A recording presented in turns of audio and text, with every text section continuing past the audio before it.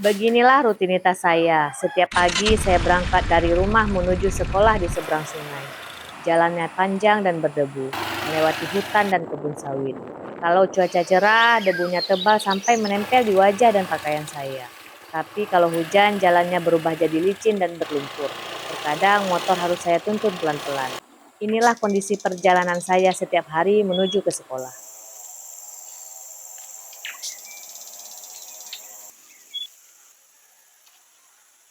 Di seberang sungai sana adalah tempat saya mengajar. Saya menunggu di tepian sungai ini untuk menanti jemputan dari seorang siswa yang akan datang dengan perahu kecilnya. Disinilah setiap hari saya merasa kecil tapi juga berarti. Karena perjalanan ini bukan sekedar menyeberangi sungai, tapi menyeberangi dari keterbatasan menuju kesempatan.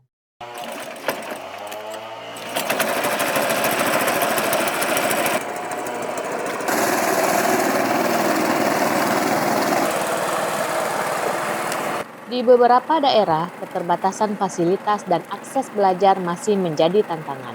Peserta didik belajar dengan sarana sederhana bahkan di ruang terbuka. Kurikulum Merdeka menuntun setiap langkah pendidikan menuju proses belajar yang berpusat pada peserta didik. Pembelajaran dihadirkan bukan sekedar untuk memahami pengetahuan, tetapi untuk menumbuhkan karakter, rasa ingin tahu, dan semangat berkarya. Assalamualaikum warahmatullahi wabarakatuh. Perkenalkan, nama saya Isra Rahmi. Saya merupakan salah satu guru di SDN 4 Nyatang. Sekolah kami terletak di Dusun Nyatang, posisinya berada di seberang sungai kecil. Jumlah guru di sini tidak banyak, ruang kelas pun terbatas. Jumlah pendidik yang ada di SDN 4 Nyatang ini terdiri dari 4 guru kelas, 1 guru olahraga, dan 1 kepala sekolah. Dengan jumlah siswa yang ada yaitu 32 orang. Tapi kami selalu berusaha agar anak-anak di sini tetap bisa belajar dengan semangat.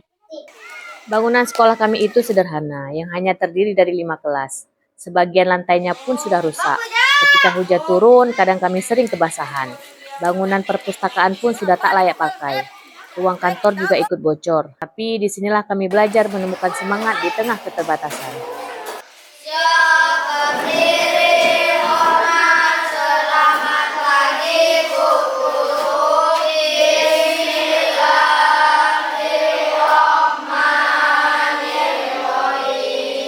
Untuk kelas 5, kita belajar tentang sifat-sifat air. Dan untuk kelas 6, kita belajar tentang daur air. Ini ada satu wadah, tidak berisi air.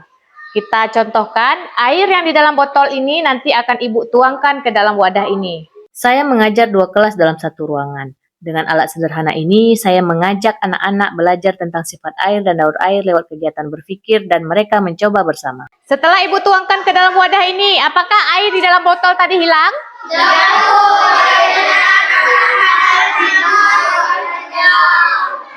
Materi yang saya ajarkan tentang sifat air dan daur air. Tantangannya, saya harus menyesuaikan cara mengajar agar 2 jenjang tetap memahami pelajaran. Dengan ruang terbatas dan alat sederhana, saya ajak anak-anak berpikir dan mencoba supaya pembelajaran terasa lebih bermakna. Nanti kita akan buat sebuah percobaan untuk yang kelas 6 dan untuk kelas 5 mengidentifikasi tentang sifat-sifat air. Paham? Anak-anak bekerja memahami dan menganalisis materi dengan alat sederhana dari lingkungan sekitar. Mereka berdiskusi, saling berinteraksi, dan mencoba melalui berbagai percobaan. Suasana belajar terasa menyenangkan, dan dari kegiatan itu mereka benar-benar memahami makna pembelajarannya. Inilah pembelajaran mendalam, di mana proses belajar tidak hanya berfokus pada hasil, tetapi pada makna dari setiap langkah yang dijalani.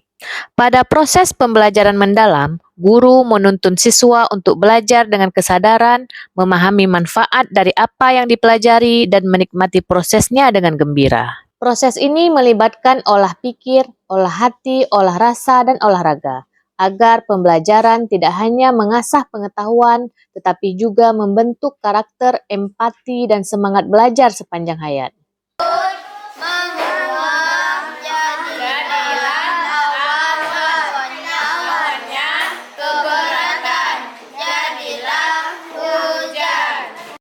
Bagi saya, pembelajaran bukan hanya soal menyampaikan materi, tapi menumbuhkan rasa ingin tahu anak-anak. Saya ingin mereka belajar dengan cara berpikir, menalar, dan menemukan makna dari setiap hasil. Berarti sifat air berubah bentuk ya? Pembelajaran mendalam merupakan proses pendidikan yang menuntun peserta didik untuk membangun pemahaman melalui pengalaman yang nyata. Di luar kelas, peserta didik tidak hanya menerima pengetahuan, tetapi terlibat secara aktif dalam mengamati, mencoba, dan merefleksikan makna dari apa yang dipelajari. Melalui kegiatan praktik ini, mereka belajar berpikir kritis, bekerja sama, dan menemukan relevansi ilmu dalam kehidupan sehari-hari. Inilah pembelajaran yang berkesadaran, bermakna, dan menggembirakan. Melalui kegiatan penyulingan air ini, saya mengajak anak-anak untuk belajar dengan cara yang lebih bermakna. Mereka tidak hanya melihat, tapi juga meneliti, mencoba, dan menemukan sendiri bagaimana air kotor bisa menjadi bersih. Dalam prosesnya, anak-anak belajar berpikir kritis, berkolaborasi, dan berkomunikasi dengan teman-temannya. Saya ingin mereka menyadari bahwa belajar bukan sekedar menghafal, tetapi memahami bagaimana ilmu itu bekerja di kehidupan nyata. Dari alam sekitar, mereka menemukan pengetahuan, dan dari pengalaman tumbuhlah pemahaman yang sesungguhnya. Bu, airnya bersih, Bu. Weh, berarti hasil penyulingan air kita berhasil. Nggak mau minumnya, Bu, karena airnya sudah jadi bersih. Sekolah ini kami sebut sebagai sekolah alam. Disinilah anak-anak belajar dengan segala keterbatasan. Banyak di antara mereka datang dari keluarga sederhana. Tapi bagi saya justru disinilah pendidikan itu harus lebih hadir untuk membuka mata dan hati mereka. Melalui pelaksanaan program Sekolah dari Alamku, saya mendapatkan banyak pelajaran berharga yang mengubah cara pandang saya terhadap pembelajaran, peran guru, dan makna kolaborasi di lingkungan sekolah kecil ini. Dampak yang dihasilkan di sini cukup sangat nyata. Saya merasakan sekali perubahan paling nyata itu terlihat pada anak-anak didik saya. Ini adalah poster hemat air. Mereka menjadi lebih aktif, berani, dan percaya diri dalam belajar.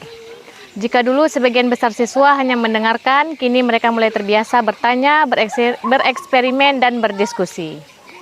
Belajar di tepian sungai membuat mereka memahami bahwa ilmu tidak hanya ada di dalam buku, tapi juga ada di sekitar mereka, di air yang mengalir, di pasir yang mereka pegang, dan di langit yang mereka amati. Bu, oke, Kia. Kalau sifat air, Bu, bisa mengubah dan bergerak.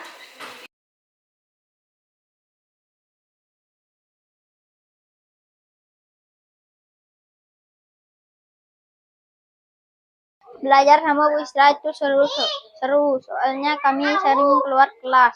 Kami belajar banyak dari alam, banyak perubahan yang kami bisa dilakukan. Jadi kami nggak cuma baca buku, tapi juga kami paham kenapa belajar itu jadi penting. Saya senang belajar bereksperimen dengan Bu Isra di luar kelas, karena bisa lebih mudah memahami pembelajarannya.